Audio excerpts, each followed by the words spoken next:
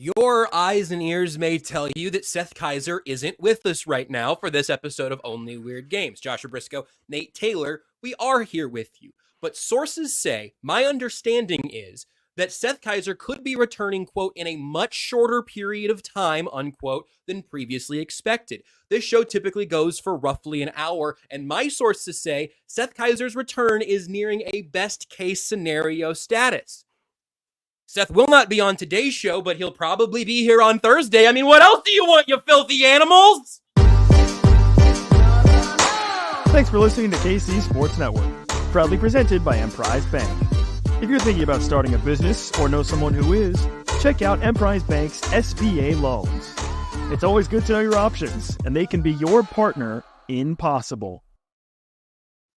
Here to celebrate nothing but perfect journalism and an undefeated start for the Kansas City Chiefs. Joshua Brisco, Nate Taylor, Only Weird Games. Nate, I really appreciated when you tweeted out a little earlier today that Rashid Rice's recovery is expected to be on about a 4-month timeline, which would theoretically knock him out for the regular and postseason. There was a remarkable clarity in that, Nate, that I really value, and I just want you to know that I appreciate your detailed reporting. Thank you. First and foremost, for background purposes, there's been a number of, speculation around Rashid Rice, and yes, I do have a Charles Omenihu little update. Well, sources say he's still alive and breathing, so it's the best case scenario. This is based on locker room access, which we can get to a little bit later as well. But yeah, the funny thing was, okay, I knew that, yes, he's seen a specialist, a well-regarded doctor in Dallas, who's obviously affiliated with the Cowboys. All right, let's just see how it goes on Monday. They're gonna give him a scope, but like even that's a bit, I think, too vague from a medical standpoint. But in essence, okay, by like yesterday afternoon, even before I left my house, I was like, oh, this is going to mostly be determined on Tuesday. And okay, that's fine. Like, we'll just see where it goes. I'll obviously try to stay updated as best I can, but like, not too worried about it. Then I'm in the tailgate. And I'm like, what? So his season's over, but he hasn't had surgery. Does that work, Josh? Like, not to my understanding, Nate. Not to my understanding, it doesn't. But I'm not a capital J journalist. I'm not one of the highest paid employees of either the Entertainment Sports Programming Network nor the NFL's own broadcasting media arm. I'm neither of those folks, so how could I know? I also don't have some sort of loose affiliation with Bleacher Report. How could I possibly know? Yeah. So again, there was Ian Rappaport, Adam Schefter, Jordan Schultz, who all got a decent update, I would say, but it wasn't like news breaking in my opinion, just because he hasn't had surgery yet, and no one knew what the actual procedure was. There was an expectation that it was going to be about the LCL, but you don't know until you're actually in there, until you're actually doing it. So thanks, but like I had to tell our editors, like we don't know anything other than what we saw in Los Angeles. You just have to be mindful that nothing's changed. So again, throughout, I don't want to, I don't want to like oversell this, but like, in terms of like reporting and trying to be diligent and accurate as best I can based on the information that I'm trying to report, that Diana Rossini's trying to report, while also reporting that the Patriots are going to start Drake May for God knows why.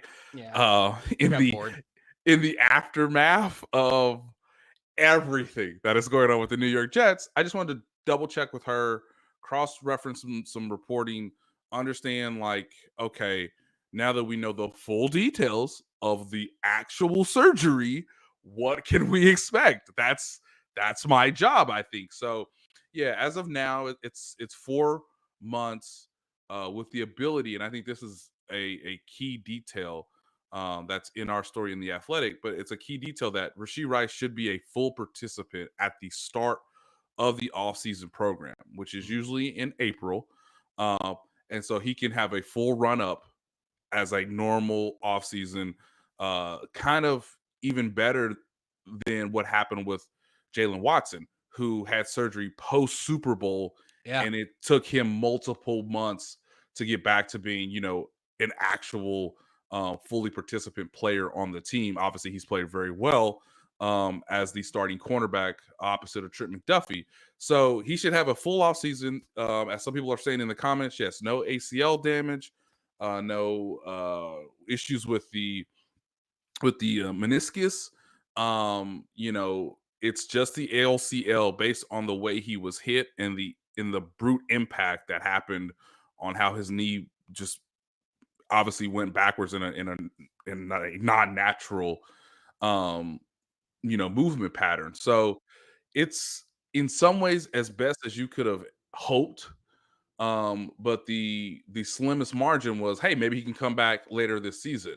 Now, again, 4 months is the expectation. There obviously is not a 0% chance that Rashid Rice can't have a faster than expected rehab. But that would put you somewhere in AFC divisional round, AFC championship. I know a lot of people were doing math, which I had already done myself prior to putting out the update. That yes, the Super Bowl is literally 4 months away, kids. So if you wanna hold on to hope, you by all means can do that. It's really up to the athlete how his body heals from the surgery and how his body, in particular, how the knee and the ligament, does it strengthen the way you want to where you could possibly play the most violent sport we have in this country in perhaps one of, if not the biggest game of said season if your team has qualified for that particular date. So, I mean, a lot of things would have to happen. I know we referenced in our story too that people forget Jerick McKinnon missed 7 weeks with a groin injury, came out of nowhere, played in the Super Bowl, played pretty well That's in the right. Super Bowl, That's right. and has That's not played a football game again, okay? Because he's not going to pick up your phone call unless it's Thanksgiving, okay? Because he knows the ramifications of it. If I come back, it's going to hurt. So I hope that makes sense. Yeah. 4 months. Is there a chance he could come back sooner than 4 months? Sure, but just about everything would have to go perfect with his rehab and how his body heals from the surgery. But in the long-term situation, if he hadn't done that thing on Easter weekend, Right. he would have a full offseason to be ready for his third season of his career with no limitations, restrictions, or suspensions. I shouldn't have mentioned that last part. No, it is important though, because I do think it's a part of the factor of all of this. And I'm going to give a shout out to a friend of mine who's been also a listener of the show, who's been giving me his PT experience. Shout out to Blake Johns, who gave me a little bit of the timeline of saying 14 weeks to the wild card round, 18 weeks to the Super Bowl. He was walking me through why the ACL test is kind of, I can't re-explain it. Blake, I'm sorry. I won't be able to do you justice there. But why the ACL test probably kind of triggered the assumption that maybe it was an ACL on the sideline, how it got to this point, all the testing they've gone through. And so, his, again, this is not sourced, this is not news, but I appreciated having a more educated perspective on this particular part. His guess was he probably doesn't see the field even in the playoffs. Even if there is a quick healing process and recovery process, you might be able to say, all right, well, if everything goes in the 10% of the best case scenarios of the recovery process, he's ready to return to practice on February 9th. Dang. It's just, I am holding out some hope for Hollywood Brown. You have given us some reason to hold out hope for Hollywood Brown. Yeah. And it's a non-ligament. Yes. This is a great point. Hollywood, as of right now, if you ask me, Josh, who has a better chance of seeing the field at some point later on in this season, the ranking is pretty easy. Isaiah Pacheco, Hollywood Brown, he ain't even on the screen. Rashid Rice. Okay, so that's the levels that we're working with. Yes, Levin, the Charmander artwork is my son's. I've seen So that a few is shows in a row. It's been really hard for me not to talk about it. yes, and did it pretty well. Shout out to Finn, hell of a birthday gift, my buddy. And even the Vespa is put together by one Hayden Taylor, Lego, Wow. soon to be known maybe Lego Master. We did the Vespa because that's what we got in Italy. So, Oh, that's so good. Oh, and then I love that. obviously, I mean, then obviously, And you got the legend.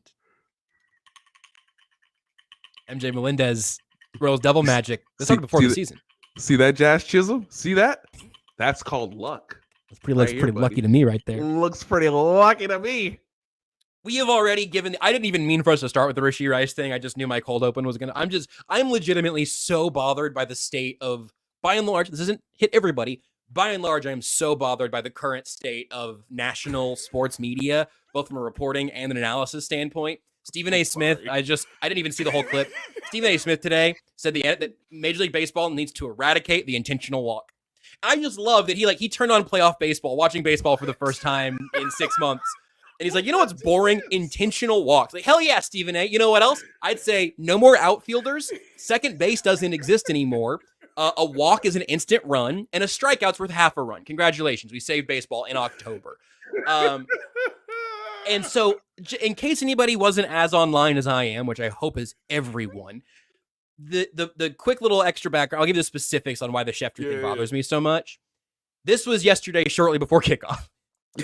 After consulting today with doctors, there's, quote, a lot of optimism, unquote, that standout wide receiver Rashid Rice didn't suffer a knee injury as significant as first believed, per source. Rice will be put under anesthesia Tuesday to determine the extent of his injury, but the belief now is it could be a, quote, much shorter, unquote, recovery timeline than originally thought. It will, and then five Christian minutes later, yeah.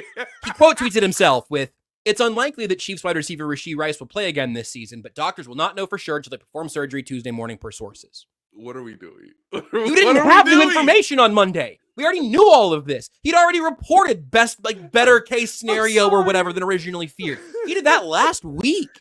And so, hey, look, man, I guess if he wants to take me to court, it's legally true that it's better than they thought it was, and they thought his ACL exploded, and we were in Nick Chubb territory. It's better than that. But for the 2024 Kansas City Chiefs, it's effectively the exact same thing. Just for the 2024 Chiefs, it's the same thing. 2025 Chiefs, it's different. For Rashid Rice personally, it's different. For Patrick Mahomes' guilt, it's different. It is better than they thought when he had his towel over his face getting carted off the sideline in LA. But it's still bad news. This best case scenario, whitewashing that's come over the last couple of days is so bizarre to me. But yeah, the best case scenario is that he's still out for the season. The best case scenario was he had a knee bruise, a bone bruise, and a hyperextension. You know, it wasn't realistic, but that would have been better. Yeah. Right. He would have been out 6 weeks had that happened. I'll tell you what, Nate, the ACL's not the worst case scenario. Nick Chubb isn't the worst case scenario. Amputation isn't the worst case scenario. The worst case scenario would have been them taking him back to the locker room in Los Angeles and putting him down like a racehorse. That would have been the worst case scenario. So if we're just if that's the standard we're setting, what's the point? The point is Adam she says get more clicks, get them clicks. But it's funny, it's not even on ESPN's website. It's on Twitter. So it's on a secondary platform. And then, of course, I love Vaslu, who says, report Nazarene man to be entombed for 2 days. Pretty close to best case scenario, I guess. Yeah. Jesus from Nazareth. Sources say there's Gary, a lot of optimism. Gary, I just went in there. He's still dead. There is a lot of optimism that his season is not over. Now I will talk to Mary Magdalene and get back to you. Okay, and look, just talk to her before you tweet it, which in this case, I guess would have been telling it to a bird. Let's talk about the Chiefs win. They're undefeated. They're 5-0. They doubled up the Saints in prime time. Weirdly, this game sort of wasn't as close as 26-13, and in some ways, it was way closer than 26-13 for just a few minutes of of, maybe you're a little bit nervous in there for, I don't know, what's a stretch in the early fourth quarter? It could have gotten sweaty. I can't. I know Seth's not here, so it's already going to be a little bit more wacky. And I do read the comments more than I'm not reading the comments today. Who's doing God knows what the the legal side of the job and the watching a film and generally not listening. But when you say doctors say it's just an LCL for Jesus. Yeah, the trainers brought him down from the cross, and after further evaluation, it's just an LCL. It's a lot better than previously feared.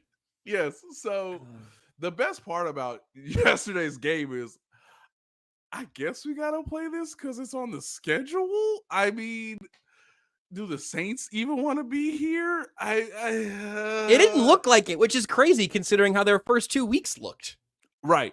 And so the best part in all of this is, I saw my and your buddy, Clint Newton before the game. Great. I can't give out too many details, but I know he's listening, and so gotta protect secrets. Yeah, we're in the club level, and it's like, how many of these people are gonna actually be in their seats? Not for kickoff. I mean, like fourth quarter, third quarter, depending on how the other game is going. Turns out, kids, they weren't in them seats. Okay, the club level, it's not cold, so it's not one of those things where it's like, well, they got the inside access and the nice restaurants, bars, tables. They're cheering for a strike two. That's where we were last night before kickoff, and then of course the Chiefs go right down the field. Like Brian Cook gets an interception. Chiefs go right down the field, and from that moment on, I guess this is a secondary. Yep, all right, we're watching baseball. Yep. There's a lot of downtime between snaps and stuff. I mean, there's a lot of downtime between pitches, I guess. But that is something that I wanted to ask about briefly here, because I got to hit something else as well. But what you wrote about it in The Athletic, and Mahomes talked about it after the game. What was that scene like at a very unique time at Arrowhead Stadium?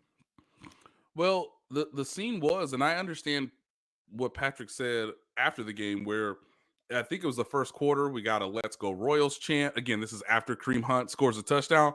Guys, if that happened on any other night earlier in the season, big news. Kareem Hunt in his first game back with the Chiefs, throwing up the heart sign to Chiefs fans in front of Clark Hunt, again, who did not want him on his roster simply like months ago.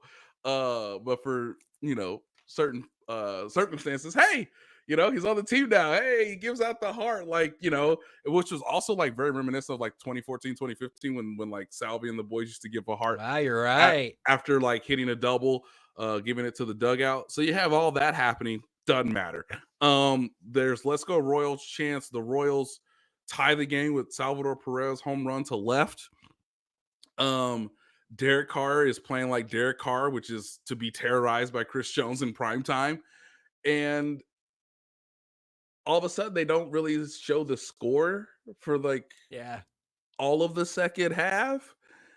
And I want to remind people, as weird as the game kind of got there late third quarter, early fourth quarter, the Saints never had the lead at any point in the 60 minutes. And yet Patrick Mahomes, who's weaving in and out of traffic, who's, better than he has been in recent memory, but also, what if I move around and then make two guys miss? Like, I control the matrix and time and space. Yep. Is also in the back of his mind, as he's like, I thought about this too, in the back of his mind, as he's on that 3rd and 9, like doing a Superman like dive.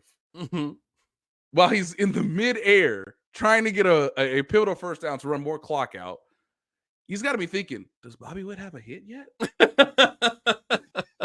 It's the score. What's the score? Like, okay, we're going to win because I'm going to get this first down. But like, when I land, what's happening in Yankee Stadium? And so they didn't show it for much of the second half. And I mean, just like a kid, who wakes up the next day because his parents didn't let him watch Yes. the football game or the basketball game. I mean, at halftime. He sprints down the stairs and checks like anything to get information. And that's basically how I started my story. It's just him in the locker room, just like glued to his phone. Just like, did we win? Did we win? Yeah. Oh, we did win. How much did we win by? Like, what are the highlights? How did Bobby Witt do? So it was fine for one night. This was different. And it's so funny that, like, again, Taylor Swift was in the building. Doesn't matter. Does not matter. They showed George Brett on the baseball game more than they showed Taylor Swift during the football game. Yes. Easy, not close. Very true. Does not matter. Hey, who cares? What's the score? So Brian Cook told us after the game that, like, they kind of got an indication near the game that it was going the Royals' way. Same for Drew Tranquil, who was like, I think they were winning, but we weren't sure. They never told. Cool. It's just so cool. It's just such a once in a generational type of night when you really think about it. To have the calendars aligned, the stars aligned for that to happen. And yeah, Taylor, I wanted to text Holly. Did she notice, ladies? Did you ladies notice that she had not eye black, but eye glitter freckles? I noticed. I pointed that out. I was like, I think Taylor Swift's got some glitter freckles going on right now. Glitter freckles or glitter eye black? I mean, glitter eye black would be an incredible. That's like a playoff game move, I think now. I wasn't sure. I wanted to text her about it, and then she said Salvi, and I said, "That's fine. None of this matters. None of this matters, dog. None of this matters." You know what does matter, Nate? I know you've been to a lot of Chiefs games, sources say, and yes. Reports. Several people with information close to the situation indicate that you've been in a lot of cool places at Arrowhead and around Arrowhead. Have you ever been on the field for the coin toss at the 50-yard line? I have not. I would have been surprised if you had. I certainly haven't either. But we can make that happen for someone in conjunction with GEHA. When the back-to-back champions take the field this season, make sure you're right in the action. Right in the action by entering to win a chance to be the GEHA coin toss captain. Lucky winners will be right at the 50-yard line for the toss. One grand prize winner per game will receive the following prize for one designated home game. The opportunity to be the GEHA coin toss captain, 2 suite tickets, and 1 red parking pass. That's a $35 value just there alone. The rest of that sounds pretty darn near priceless to me. All Chiefs fans living in Arkansas, Iowa, Kansas, Missouri, and Nebraska are eligible to enter. Potential winners must pass a background check, and the contest is open to the public. You can enter online at chiefs.com/GEHA. It has all of the information there, and we're already obviously into the season. So if you go, well, I'd like to be the 50-yard line for the coin toss. I'd like to be the GEHA coin toss captain. Chiefs.com/GEHA will redirect you to the page where you can get all of that information. You can see the dates, you can see the games, what you could be eligible to win if you are the lucky winner. That's chiefs.com/GEHA. A really cool opportunity. We're happy to be able to point you that direction here at KCSN. Just a couple of 4-letter companies coming together to bring you an incredible opportunity. Can I make a joke? Mm-mm. Oh, come on. Let's take a break. Dang it. We appreciate you supporting KC Sports Network by listening to our podcast. You have helped us become the highest-ranked Chiefs podcast network in 2022 and 2023. And don't forget about our daily Substack newsletter, the best written analysis you can find on the Chiefs straight to your inbox every day. kcsn.substack.com. I love a great deal as much as the next guy, but I'm not going to crawl through a bed of hot coals just to save a few bucks. It has to be easy. No hoops, no BS. So when Mint Mobile said it was easy to get wireless for $15 a month with the purchase of a 3-month plan, I called them on it. And turns out it really is that easy to get wireless for $15 a month. The longest part of the process was the time I spent on hold waiting to break up with my old provider. To get started, go to mintmobile.com/KCSNOWG. There you'll see that right now, all 3-month plans are only $15 a month, including the unlimited plan. To get this new customer offer and your new 3-month premium wireless plan for just $15 a month, go to mintmobile.com/KCSNOWG. That's mintmobile.com/KCSNOWG. Cut your wireless bill to $15 a month at mintmobile.com/KCSNOWG. $45 upfront payment required, equivalent to $15 a month. New customers on first 3-month plan only. Speed slower above 40 gigabytes on unlimited plan. Additional taxes, fees, and restrictions apply. See Mint Mobile for details. Nate, would you rather talk about ReJuJuivination or something from the defensive side of the football? We'll get to both. You can choose your adventure right now. I will choose Juju. The mini joke I was gonna make was not about our sponsor. It's always about the refs. It's always about the refs. Okay.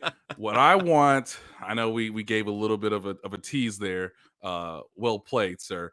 If you go to any NFL game, I don't know why they do this because it's so unnecessary, but you know, after all the lights, after all the intros, after I gotta watch some dude I ain't never heard of that starts for the Chargers. Okay, whatever. You know, after the national anthem, or maybe before, I think it's before or after. I don't know. All of this is procedural. They bring the captains out, you know, ceremonial captains, gentlemen. You know, here we go. Nate's getting something from his shelf behind him here. I think he's reaching over Legos. All right, gentlemen, this is heads. This is a Bellagio $5 poker chip. And this is tails. Like, we've never seen heads and tails before. Sure. Thank you. I forgot what a heads on a coin looks like. The other thing is I want, this is what I want, not what the sponsor wants. Obviously, it's a drawing. It's going to be honored the way Josh just read it. But I do wish and hope that our winner is a woman, because for some reason the NFL has convinced every referee to say, gentlemen.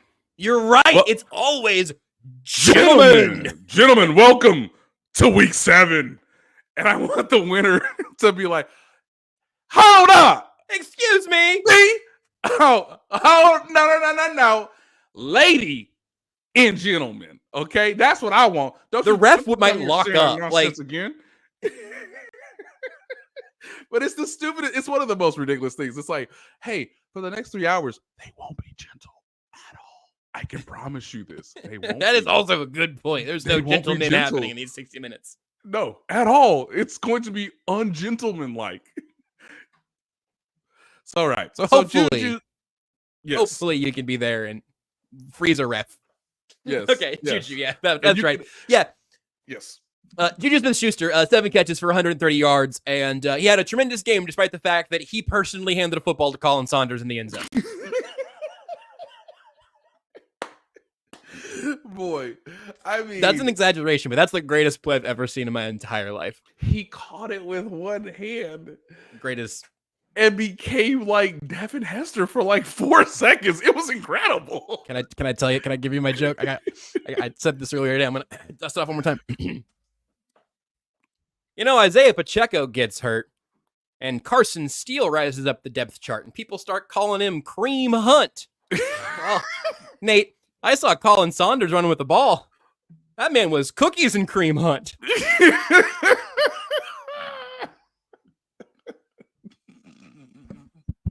Plus, cookies and cream. Plus, the best part is the Saints' dominant color is black. Yeah, it's all there. It's a big marshmallow running down the sidelines, kids.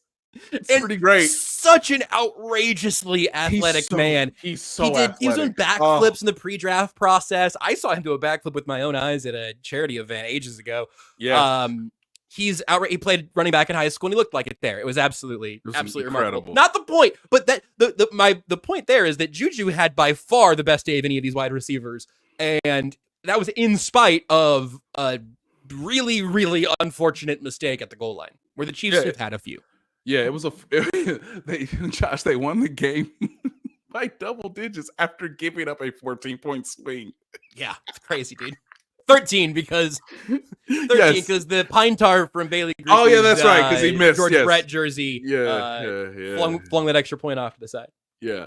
So the coolest part in this is, they can talk, we can talk. Did I say Bailey Groupie? It's Blake Groupie. Sorry, Mr. Groupie. We can talk about how games should be played, and a lot of times we're wrong because these human beings do not make great decisions. That's why Robert Saleh doesn't have a job anymore. So yesterday was real. Yesterday was a real acknowledgement of time spent and time earned, because some people in late August were like, why are they signing Juju Smith-Schuster? Which at the time we said was kind of an indictment of Justin Ross, who did not get elevated from the practice squad, despite them clearly having a roster spot available. That went to Jody, I will catch a pass, Fortson. He caught a pass before any wide receiver did in this game. He played more snaps. He played more snaps than either Sky Moore or McCole Hardman. Gotta scheme him up. Gotta scheme him up. So it's clear that we know now, given the circumstances, in light of Rashid's full surgery, that this is who Patrick Mahomes trusts. He trusts two guys: Travis Kelce, Juju Smith-Schuster. We didn't even need the one corner route from Justin Watson because Juju Smith-Schuster was feeling really good. And for some reason, there was a stat, Josh, that kind of like blew my mind because it didn't make a ton of sense when I read it, but I know it's somewhat like opponent dependent, of course. This was from True Media yesterday prior to kickoff, of course. So through 4 weeks, right? Okay. The Saints defense had 3 defensive backs, 3 that were ranked in the top 8 in terms of production rating. So Tyrann Mathieu was third. Alontae Taylor was third in his category, and then Paulson Adebo was 8th at his position, cornerback. All 3 ranked 8th in splash plays per snap. And so, of course, a splash play is a defensive stop that leads to a punt, forced fumble, fumble recovery, interception, pass breakup, like all these certain, like sack or pressure on the quarterback, all these things that are highlights for the defense. The Saints had 3 guys in the secondary who were really producing at a high level going into last night's game, and none of them could guard Juju Smith-Schuster. Yeah. The sport sometimes makes no sense, like zero. And that's not even including Marcus Lattimore saying he can't run rip routes anymore. He can't run rip routes. God, I'm whooped on this play. Good Lord. Travis. Like their secondary, for whatever reason, I don't know if the Chiefs found something schematically or if it was so many personnel changes that like you couldn't get a rhythm or get a beat. But guys, we saw one coaching staff absolutely pants the other coaching staff, and they ain't even scored 30. That's kind of the embarrassing thing, is like Colin Saunders helped prevent the Chiefs from having because when you cross the 30-point threshold, that's a good day on offense. Yeah. Like everybody will say like, hey, even if you were like a little like in the red zone, like, hey man, you scored 30.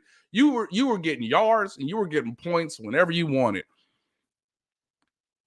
For Juju Smith-Schuster, as I asked him after the game, to understand that this was pretty much going to be his opportunity, and then for him to rise to the occasion, is a very positive sign, because he has the trust of Patrick Mahomes. And what you want to see between the end of the bye week to Thanksgiving is you just want to see that trust incrementally grow between Mahomes and Xavier Worthy. I know the fellas, Matty Lane, Ken Swanson, were talking a bit after the game on the postgame show about like, hey, there were some chances for Mahomes to maybe throw the ball deep to Xavier Worthy. I can't wait for how Seth sort of assesses that based on, the protection still being a hodgepodge of roll the dice, man. I don't know what it's going to be on this snap. And that's what Mahomes is living with. But he also doesn't have the trust to throw that ball to know for sure that Xavier Worthy is going to make the play 8 times out of 10. He already knows that with Travis Kelce, and he already knows that with Juju Smith-Schuster. So let's check the bingo board, Josh. I didn't see Kareem Hunt getting 100 yards. He did. Nope. I didn't see Taylor Swift not mattering. She didn't. I didn't see, a game where Juju Smith-Schuster had over 130 yards, and I also didn't see on my bingo card Tyrann Mathieu getting cooked by Juju Smith-Schuster. I didn't see that. That was not what I anticipated. You did? I did actually. What? Okay. I also had Troy Aikman not saying that Steve Spagnuolo doesn't blitz much. I did actually have both of them. I had Tyrann Mathieu getting cooked by a retreaded player, and I did have Troy Aikman making a ridiculous mental error on the broadcast. But other than that, though, I'm with you. Right. So it's a good sign. We'll see how long this lasts, but let's not make this mistake either. They should still trade for a receiver. That's exactly what I was going to ask you about. Look, why was Juju not a Chief last year? Why did he not get the deal in Kansas City that he got in New England? The predominant reason in your mind. I mean, money was involved. And sure, absolutely. But if one factor was not a concern, I think the Chiefs could have paid him a little bit of money. Those pesky old knees. Yeah. Those pesky old knees. Yes. So here's where I'm at, and I didn't want to say it, so thank you for saying it. I will. Sorry, I couldn't. I didn't want to say it. I didn't want to say it. I know. I know. I knew. I mean, his knees exploded, and then they somehow have been reconstructed. Yes. Right. And so I tweeted about this on Monday night. I was like, I know this is small of me, but I think about the replies to this tweet all the time. And it was me quote tweeting me, like, whenever he got cut by the Patriots, I tweeted like, this would make a lot of sense, especially if Rice gets suspended. The bottom of the room's not great right now, really, or whatever.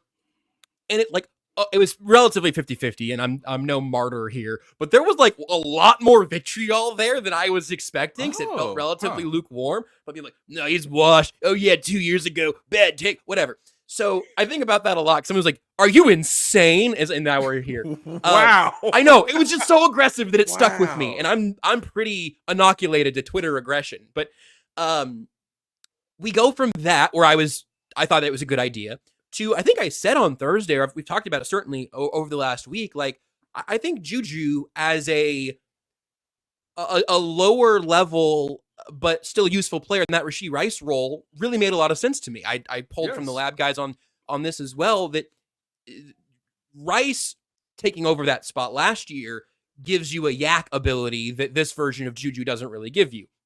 Last night notwithstanding. Unless Tyrann Mathieu falls down. Exactly. If it's nothing but grass, he can still run through some grass.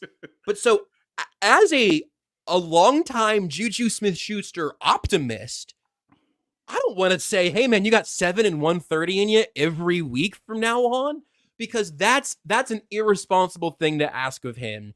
Much as it is like on a different level, and maybe these numbers are repeatable, but hey, I don't need Travis Kelce going 9 for 70 every week out of necessity, right? If it's that someone else demands some attention, feed Travis Kelce. But also, I've seen enough of the underhand shovel between the tackles Travis Kelce goal line play. He gets hit like a running back with his feet in cement every time. It's so violent. I just can't imagine his body needs that anymore. Noah Gray can run that. Jody Fortson can run that. Jared Wiley. It just doesn't need to be him anymore. I have a theory on this particular package of plays.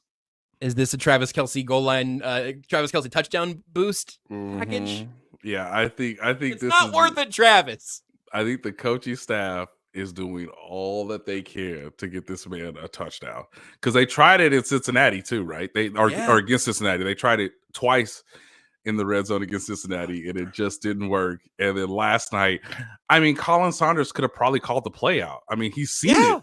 Yeah. And so that's why he stops it. That's why he's able to sort of get the advantage from the quickness of when the play is supposed to start versus like, a more traditional, I haven't been on this roster before defensive lineman who's trying to. Colin Saunders got offensive snaps in goal line scenarios for the Yes. Chiefs on a few occasions, right? Like he Yes. literally knows the play. So he knows, like, I don't have to really, my keys don't have to be like multiple about who's in the backfield, what the quarterback's doing, and there's Travis Kelce coming for the shovel pass. He was well on it. So look, Andy Reid understands this. As I told you after the game in LA, no, baby, no. He's been here 2 months. Yep. That's Shamaj P-Rod, okay? Yep. You got here an hour earlier. Give him that score. You're right. You had it. And I want you to score a touchdown in Arrowhead, okay? Because that will better ingratiate you to ownership. I'm now imagining Andy Reid with a whiteboard, like doing the heart hands, like drawing a heart on the whiteboard. Like, Kareem, listen to me. Kareem, I don't need you to. Okay, I got. Don't come out simulating a weapon on your celebration. Come out with heart hands. Don't do what that guy did. The kids are insane these days. 99 times out of 100, I'm against penalties for taunting. What are you doing? For celebration, whatever. But you cannot stand over an opponent and pepper him full of lead. That one you can't. Even I don't think you can do that one. This man, did he think he was watching Home Alone where he was like, I'm going to count to 10. 1, 2, 10. Just heart hands from here on out. The Swiftie, it'll ingratiate you with the Swifties. Yes, just throw the hearts up and do not simulate weapons. Hey, hand the ball to the referee like Barry Sanders and put up the heart symbol. Yes, right? That's Say, it. I love you. Please love me back, including you, Clark Hunt. Please love me. Please love me back. It was the whole thing when Kelce did it to Taylor Swift in the booth. What we didn't realize is Kareem Hunt did it to Clark Hunt. He was like, hey, man. I'm sorry. This is too much inside information that I shouldn't be sharing, but it's the reality, man. They're trying to get your boy another touchdown because if you look statistically, he needs to get a couple touchdowns to, pad that Hall of Fame resume. It's not real football yet. It's okay. Don't get him it's trying to get him a goal line carry. I mean, him and Jason Witten have the same touchdown numbers, and when you think about it like that, that's you're crazy. Like, all right, that's fine, crazy. Yeah. By the way, is the handoff to Xavier Worthy the first time he's ever given the ball up on that read? Yes, I really believe so. Because even in the Super Bowl, he made the mistake. He still got the first down. I think this was in Super Bowl 54, where Fred Warner's like, "What are you doing?" And he was like, "First down, baby." I have the ball, and also maybe Worthy just took it because he did kind of pump back. He thought maybe the ball was going out or something. I don't think it was just acting. I don't know. Yeah. Maybe Worthy was like, I'll just take that from you. Thank you. Yeah. Xavier's like, hey, man, my mom's over there. I'm going to need this ball. Yes. Okay. I'm going to need this ball real quick. Hey, the Chiefs have one of the most abysmal red zone offenses in the entire league, and they're calling plays like it's shits and giggles. Hey, my mom's in the stands. Can I get this one, coach? Can I get this one?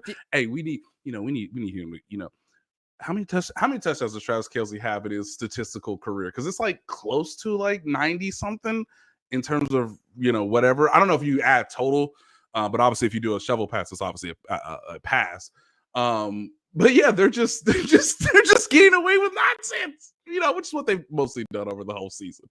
I'm researching something else here. Not any of the things you've asked me to check on. He has 74 receiving touchdowns, and I believe I will double check this. Jason Witten has 75, or someone of prominence. He is tied with Jason Witten right now. Jason Witten has 74 receiving touchdowns. Hey, coach, we got to get him one. We got to get him one. We got to get him one. We got to get over that. So, you know what I just realized, Nate? Xavier Worthy took that handoff from 35-year-old Travis Kelce and handed it off to his mother on her 40th birthday. Oh, what is happening? That's crazy. the math ain't mathing, man. 35-year-old Travis Kelce handed the ball to a With Kansas City Chiefs with wide no receiver kids that we know of, who scored and handed the ball to his mother on her 40th birthday. That's something, man. That's good work all around. Yeah, and the beautiful thing is that's all Xavier really wanted to talk about after the game in the locker room. He was just so. I mean, that's awesome. That's so cool. Yeah, it's incredible. It's heartwarming. You can tell he's like really bright and understands like his role within the team and that he's super talented, but he never really comes off like arrogant or like cocky in a sense. He was just like, yeah, man, this is something I wanted to do. Like, I'm so happy it happened. He had talked to his mom to see where she was sitting awesome. So that he knew which end zone would be closest to potentially doing that. He told her, obviously, if he scored and he was on that side of the field, that was what he was going to do, which is why he had no celebration. So, yeah, I mean, great parenting and obviously a well-meaning son. But, yeah, math. It's hilarious. And Travis Kelce, that'll be our story to end today's show. Oh, fantastic. Okay. Yeah. Love the tease. Yeah. We mentioned Kareem Hunt. I'm kind of in a similar place there where like if and when Pacheco's back, I don't need Kareem Hunt to take 27 carries a game. Like that doesn't feel super sustainable to me from a wear and tear standpoint. But they're going into a bye week. He's gotten a ton of work these last 2 weeks. Maybe Carson Steele gets some stickier gloves and gets a little practice at holding it high and tight to relieve that burden a little bit. But I don't think there's anything else that jumped off the screen to me from Kareem Hunt. And we texted about this a little bit last night. You mentioned it a little bit earlier. I really want to spend some time on Mahomes and the offensive line and that relationship right now. Talked about it some last week. Seth will be back on Thursday, and we'll talk more about Worthy. We'll talk more about Mahomes and the O-line, I'm sure. But it seems like there's a little chicken and egg thing going on with Mahomes and the offensive line. And for my money, it changes. Sometimes it's the chicken and sometimes it's the egg. Ooh. Where Patrick Mahomes clearly and reasonably lost some faith in his backside protection in week 2. I would have also, if everyone would have. I understand that. Then you have him dancing around some clean pockets at times in the week since, but you also had a surprisingly poor performance from the O-line holistically, including the interior, against the Chargers. This game against the Saints, and as we were talking about, and Seth made one of these points after I'll explain, was he had a couple of reps where he went into pressure because he left what ended up being a pretty clean pocket. One play in particular, he fully dance revolutions and like watching his feet and watching him. It's like he's trying to escape, but it's all offensive linemen last names facing him. Yes. It's moving. The guys are moving, but they are staying between the rusher and Mahomes. Like if he was really, really comfortable, he could have planted his feet like Eli Manning and waited for somebody to come open, but he didn't because he's not comfortable there now. Then we were texting about that some. And then a couple plays later, Mahomes does stand in the pocket and is summarily sacked. It's like, okay, well, I understand what's happening here. I'll save my kind of pivot off to the third direction of the take until I want to know what you're seeing and what you think is going on. But there's something happening there. I don't think anyone is completely happy with that protection quarterback movement combo right now. But it really depends on kind of who's more at fault and who's doing a better job of handling their job than the other. What are you seeing there in that relationship between Mahomes and the O-line? I have a few notes. On the right side of you, if you're Patrick Mahomes, you have Jawan Taylor. Think about it this way, guys. There's so much information that Patrick Mahomes is trying to process when Andy Reid and Matt Nagy agree to a call and then send the call to him through the headset. Okay, I know the play. Now I've got to disseminate it to my teammates accurately, confidently. Ready, break. Okay, now I got to look at the alignment, the motion, what information that tells me about the secondary, who the mic is, if I need to identify that, who could be a potential blitzer. All right. Wide 80, set, this mother. Did he just? Is that another false start? Are you kidding me? Yeah. You got the mustache wiggle from Andy on that one. Okay, fine. Delete all that. Control Alt Delete. Okay, here we go. Another play call. So you go through the same procedures, and on the right side, you're like, well, I don't know if he's gonna false start or not. That happened multiple times last night. But that's part of his game. Part of Jawaan Taylor's game is, hey man, I'm gonna get to that jump set before you even move. Okay. But what if he doesn't? Then he gives up immediate pressure inside. And so it's just a timing thing. It's just like on one side, I don't know. I can't count on just like similar to Trey Smith. When I say hike, he will move at the correct time. And on the left side is, man, that's a really good, hey man, nice one-on-one. All right. Play call, procedures, motion, all that other nonsense. Said hike. Did I just hear somebody behind me? Hold on. I thought he did the same move earlier in the game. Why? You were so good last snap. What happened? Why are you what are you doing? Now you're hurt? Right. Oh God. Okay, here comes Kingsley. That clock about to speed up, boys. I just think mentally it's got to be a little bit draining on Patrick because you've got inconsistencies from just a procedural snap count issue, the same issue you had at times last year. Yep. And also, there are some snaps where like, man, Wanye Morris is a starting left tackle in this league. Hey, how about it if everything goes right? And then you're soon reminded everything isn't going to go right on every snap. So that has nothing to do with the play call itself. That has nothing to do whether the receivers are open or not. That has nothing to do with the defense is blitzing or not. And as I told you guys, how can he trust these tackles right now? Because there's too much variance. There's too much variance in their performance that is leading to his. And if Trey Smith or Creed Humphrey or Joe Thuney have a holding call, it only exacerbates what's going on at the tackle position. I think that's an excellent way to put it. And ultimately, this is sort of where I end up with that being fully acknowledged. This is not a counterpoint. But Patrick Mahomes is so good at overcoming the inconsistencies from his pass catchers to his pass protectors to his head coach play caller, less so than the others, but just generally speaking, Patrick Mahomes has been so consistently excellent at making everyone around him better, at overcoming their worst moments, taking advantage of their best ones. And so too much variance, I think, is a perfect way to put it. And man, I bet that is exhausting for Mahomes. And I've grown to expect him to overcome that regardless. I don't know if that's fair or not. And this, as I said something along these lines on Twitter last night too. This is not me like soft launching a Patrick Mahomes take of like, he's no longer over. It's not that. It's just trying to figure out where exactly the teeth on the zipper have not quite meshed together yet.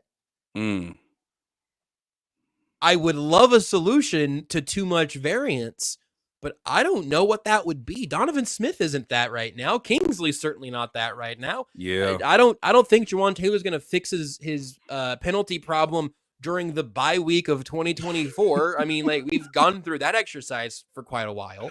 And so maybe it's even less about the expectations of Mahomes and my fear that him overcoming that variance is kind of the only option, unless you do get some. You could see more growth from Wanye Morris. You could see him become more consistent in his. He's not even at 10 games of experience yet, probably. Right, as a starter, right around correct. there as a starter. Yes, right. So he's got plenty of growing that he can do. Jawaan Taylor, when he's at the right timing, seems like he's played pretty well by and large. With that's got to be enormous asterisk. Again, that's got to be so annoying because when he does. Nate, I'll tell you, it doesn't gotta be. It is. It is. I'm watching it, and it's that annoying. Because for the most part, he's pretty good in pass pro. It's just that That hey, do you know, hey, it's also one of those things where like you tell the receiver, you grab him by his like little, his little collar, you're like, hey, you line up on that side. You almost want to tell him, hey, it's on 2. All right. It's bizarre. It is frustrating.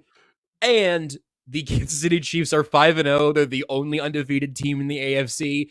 And it's only the Texans currently standing right now, right? The Bills are 3-2. The Ravens and Steelers are 3-2. The Broncos are 3-2. And the Houston Texans are 4-1. And we'll talk about that game 4 days before Christmas when we get there in December. Yeah. And we'll have, obviously, we're going to have 3 more shows after this one with Seth before they play another football game against a 49ers team that also is having a very different season with bad results as opposed to the Chiefs having a different season, still undefeated. It's a great place to be overall. My last thought on the general state of things here. I don't know, we talked about the defense a little bit, right? Probably not enough. We'll continue to do that as time goes. They're incredible. My 30,000 foot view is that when you're talking about a three-peat, you're talking about a dynasty, you're talking about the standard this team has set for itself to this point, and the standard they're going to need to have to pull off a three-peat, you treat the nitpicky stuff, and you treat the margins like the main thing. And for the Chiefs, there's a bunch of marginal things that they're overcoming and winning football games right now. Yes. I don't want Juju and Kareem Hunt and Travis Kelce to have to carry this offense single-handedly in December. So we're going to talk a lot about Xavier Worthy. We're going to talk a lot about what the other receiving options may be. Give me something on the defense here as well, because you're right. We haven't jumped into that enough, and we really should. It's okay. I have one thing, ladies and gentlemen. Fantastic. You know what that thing is. I know what that thing is. Let me just make sure as I scroll through the play-by-play of this football game I don't ever need to watch again. I still haven't rewatched. I really do need to, because I was also watching baseball on mute. I was overstimulated, man. I had 4 or 5 screens facing me for 3 straight hours. It was not healthy. Okay. Most of the time, the shits and giggles is kind of a criticism, but it's an understanding that like it's a long season and like you're trying to the shits and giggle plays are about camaraderie and doing something for one another, trying to get a guy a reward in the red zone because it's hard to score a touchdown. And sure, the Chiefs are at like, we could do it traditionally, but why? What's the fun in that? We're still winning, right? Guys, with about 9 minutes left on the clock in the fourth quarter, with the Chiefs up 23-20,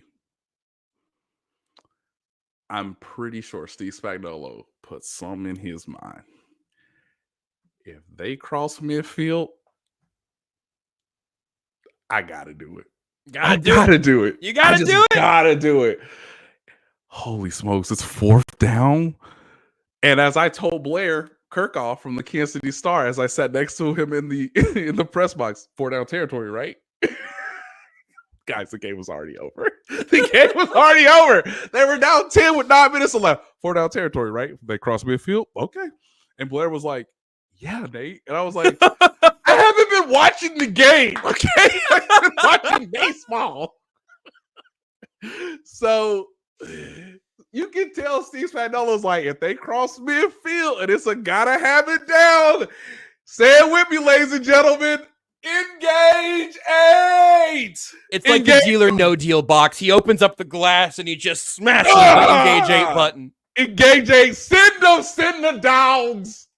Like, it was so hilarious. Guys, this is the opposite of shits and giggles on defense. That play doesn't matter. We could do cover 6, cover 4. Hey, just don't let anybody get over the top. Why would I do that? Cover 0, engage 8, bring the dogs. Like, come on. And Derek Carr's got to be like, are you mother bleeping kidding me? You don't have to do this. You do not have to do it. You already got Chris Jones. Why? Why are you doing this to me? Because we can. Because it's shits and giggles. Because it's October and Spags got itchy. Yes. It's so insane that this team is 5-0 with a turnover differential of -4. Unreal. It's insane that this offense is awful in the red zone. They're 5-0. And it's also hilarious that Steve Spagnuolo said, I just got to put it on film. And I got to get the boys right. You know, I think that's what it is. Yes. You guys have been playing some good defense. Defense. Who wants to take a shot at Derek Carr? Is it you, Jamari Connor? Is it you, Justin Reed? Is it you, Nick Bolton? Engage! I need 3 of you to take 1 step backwards. Everybody else, you don't even have to step up for this one. You are getting volunteered. We need 3 of y'all to make sure this pass gets incomplete, but this is not gonna be accurate. It was a pretty good throw, by the way. Why we put Najee Johnson on an island? We haven't done that all game. It was. I'll tell you what. It was a lot closer than I thought it was going to be when that went through the wickets. But it's a great pass. I mean, in the good tracking. He couldn't haul it in, but he had to really bend that thing outside. Yeah, but it's a great pass because he puts it in a place where Najee can't necessarily can't get it himself. Right? He puts it in a place where Najee has to be from his trailing position based on the alignment. So there's all this crazy stuff that's happening. And again, the only reason they did this is because let's have some fun. You know, the game's already over. It's 9 minutes left. Steve Spagnuolo was spraying silver spray paint in his mouth like a Mad Max. It's insane. It's insane that they did that. It's just like no one will remember it in December when they play the Cleveland Browns. Who knows if Amari Cooper's on that roster when that time comes playing that game. But yeah, no one will remember that's what he did for his team, for his unit. It's like we could do the, again, boring, conventional, just all right, cover 3, cover 6, little invert cover 2, I guess. Trent, can you continue to erase Chris Olave from this game? Everyone forgot he existed. We just do that one more time. Or we could do the other thing. We could go engage 8 on him. Here's the one defensive thing. They talked about this in the KCSN post game. I'm gonna give credit to Matt because it's easier for me to stomach than giving it to Kent. The one element about this defense that I think is really evident that I had not thought about in these terms until those guys brought it up. I think probably every year, there could be an exception in there somewhere, but just about every year under Steve Spagnuolo, the Chiefs defense has been significantly better in week 15 than it was in week 3. Yes. I'm not sure it's going to be this year, and not because it can't get better. It feels like they are at their cruising speed right now. That they were there for Derrick Henry and Lamar Jackson. They were there for the Bengals. The defense has, after losing L'Jarius Sneed, and not a lot else, I guess, but that's a huge piece to lose. Yes. After losing L'Jarius Sneed, having Jalen Watson in the system and understanding how all this works and then stepping up to play 100% of the snaps again. I mean, he's clearly cornerback 2. Having him step up in that role has allowed them to essentially not miss a beat in terms of the levers Spags wants to pull. And there's always an onboarding process. There's always some growth there. It's frankly probably why we're not talking about Jaden Hicks right now. Because, hey, Shamari Connor can hop on this train at full speed right now.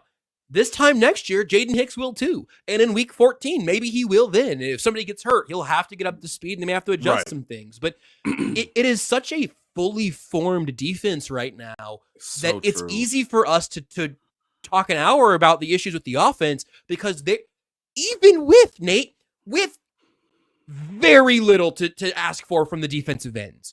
Very little from the defensive ends to this point. And not a great year from any of the linebackers in coverage in particular, right? All of the backers have had issues trying to cover guys to at various points throughout this year. That is a fatal flaw in a lot of defenses. And right now, the Chiefs have not missed a beat defensively, and that's an unbelievable thing to be able to say 5 weeks into the year. Yeah, and I said this earlier. Charles Omenihu he's in range. Yep. We're in range, guys. Charles Omenihu from the locker room, based on, just some observations, understanding his role, the fact that he's almost, I think there is no almost. I mean, he's basically become an additional assistant coach and he's talking to guys about certain things after the game, which I found to be really fascinating, I should say. Seeing what Mike Dana was doing, understanding what the Saints were trying to do from a run game standpoint, because of course he understands the Shanahan, zone running system really, really well. And he's in range. We will come back from the bye week. I don't think he will. I mean, I don't think they're gonna. You can. What's the thing? You can. 21-day window, ramp up period. Yes. Right. Well, we'll know when that happens. That'll be a news item. Right. But I mean, he's in range. I mean, who knows? Maybe by the end of this month, he will be in that position where obviously he'll be back to trying to get in football shape, or obviously get conditioning and understanding what his role is going to be. So that's one side of the locker room where everybody else on the defense is healthy. Everybody else on the defense is playing pretty well. And to your point, Spags can just continue the Rolodex, because I can call any play whenever I want. And something we have been asking before, the Chiefs gave him a 2-score lead so that he could do absolute nonsense, because that's all he wants to do once he has a lead is to make quarterbacks say, you're not supposed to do that, man.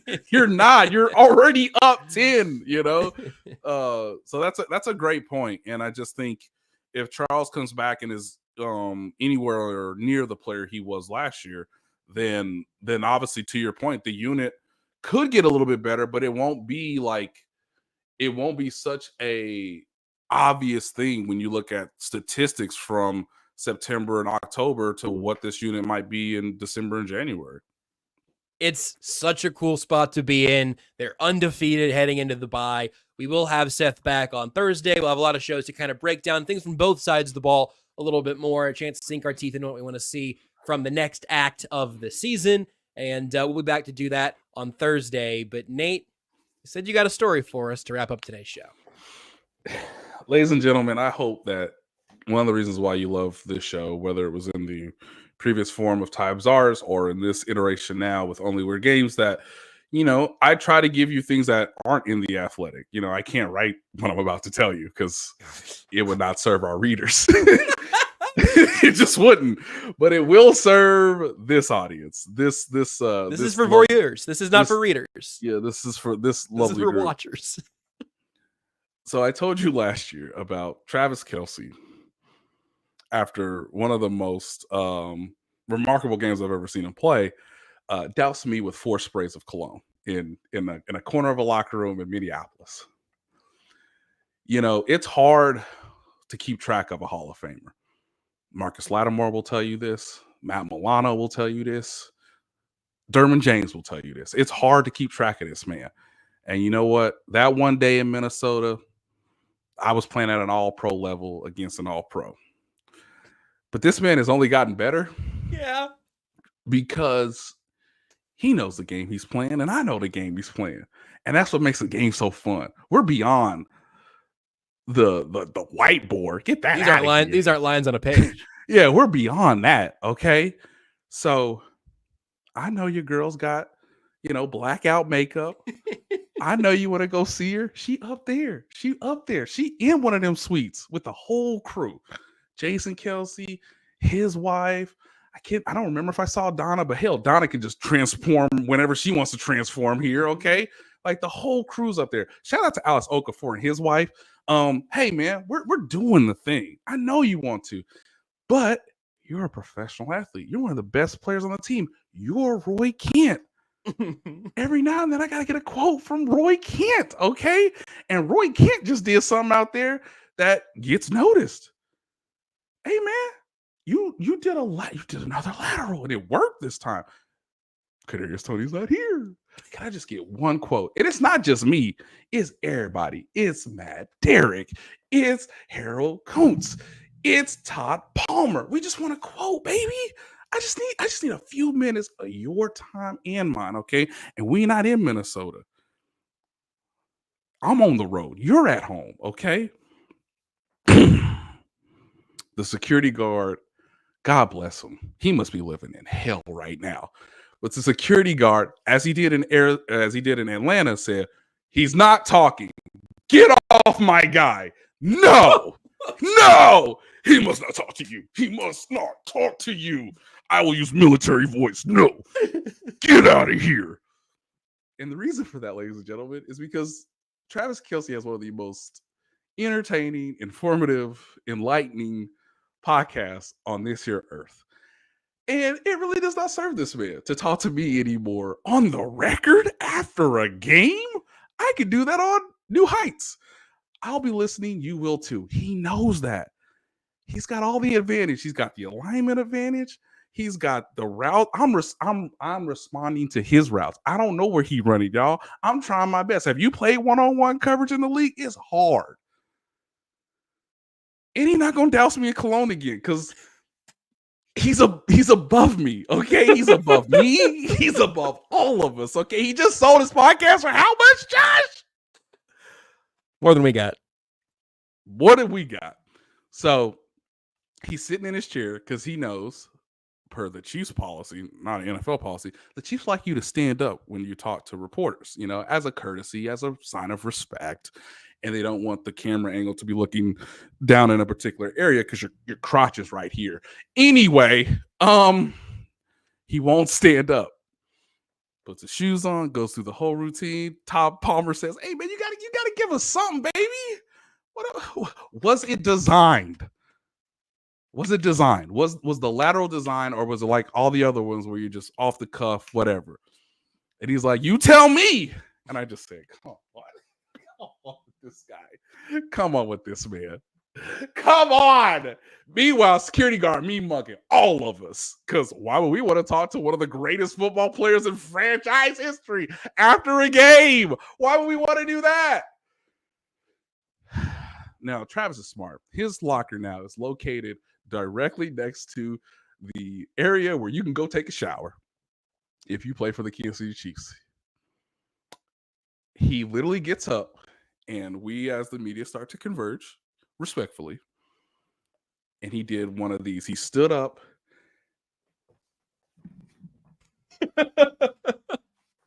and he was out the back. Now, look, we know this.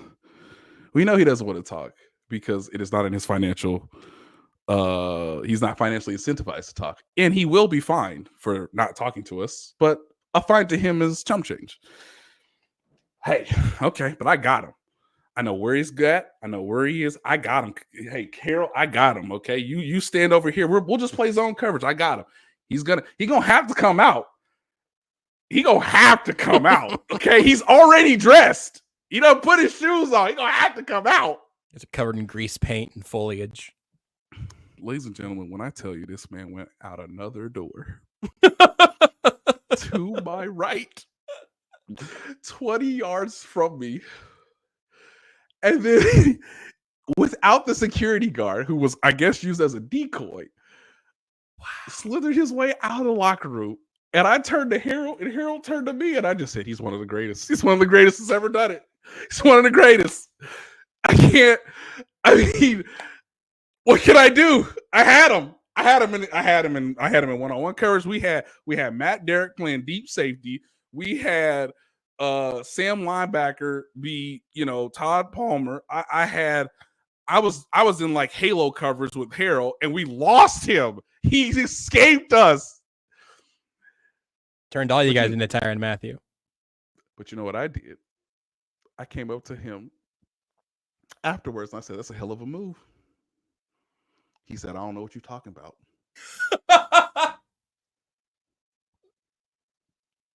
He's one of the greatest to ever do it.